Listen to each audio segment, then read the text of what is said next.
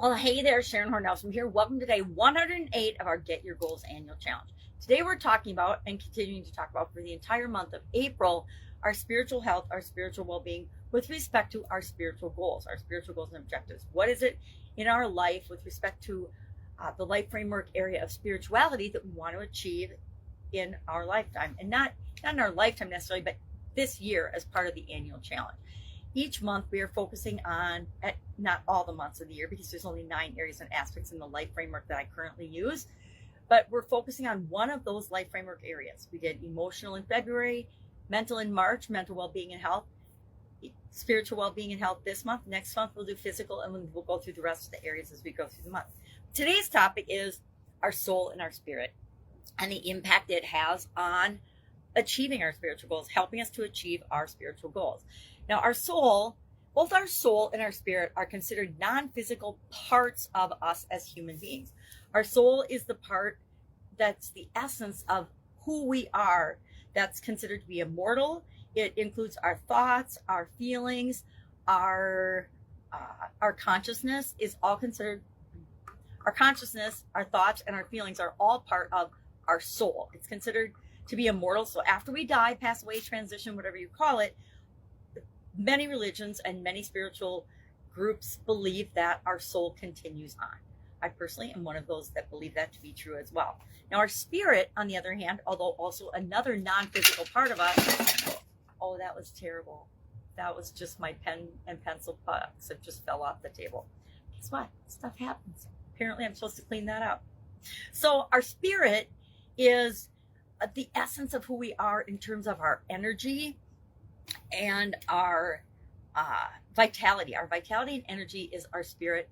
Our soul is our consciousness, thoughts, and feelings. Our spirit is the energy and the vitality. It inspires action or it prevents us from acting, right? If we're low energy, we're probably not taking a lot of action.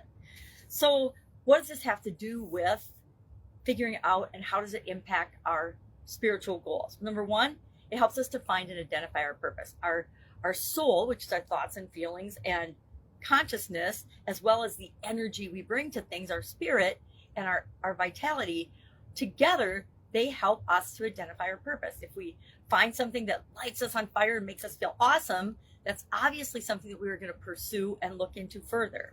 Number two, it helps us to overcome obstacles, face challenges, deal with problems, and find solutions and move forward in our life.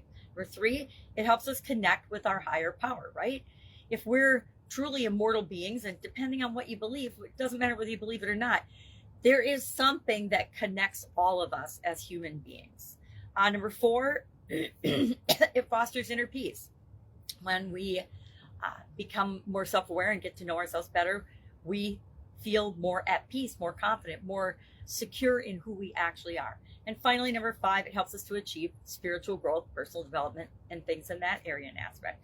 So how do we connect to our soul? What are some ways that we connect to our soul or our spirit in order to achieve our spiritual goals? Number one, we practice meditation. We've talked about all these before several times, not only in the area of spirituality, but in the area of our mental health and well-being, as well as our emotional health and well-being. Why?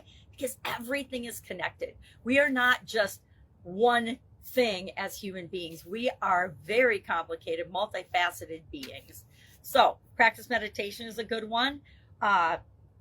Cultivate self-awareness. The more we are aware of the things that we like and don't like, the things that impact us in a positive and negative way, the better able and equipped we are to act and make choices and decisions that are in our own best interest. Number three, we follow our passion. You follow your passion and things that make you feel good and light you up in order to create the life that you want. Number four, spend time in nature. One of my favorite things to do, of course, because why?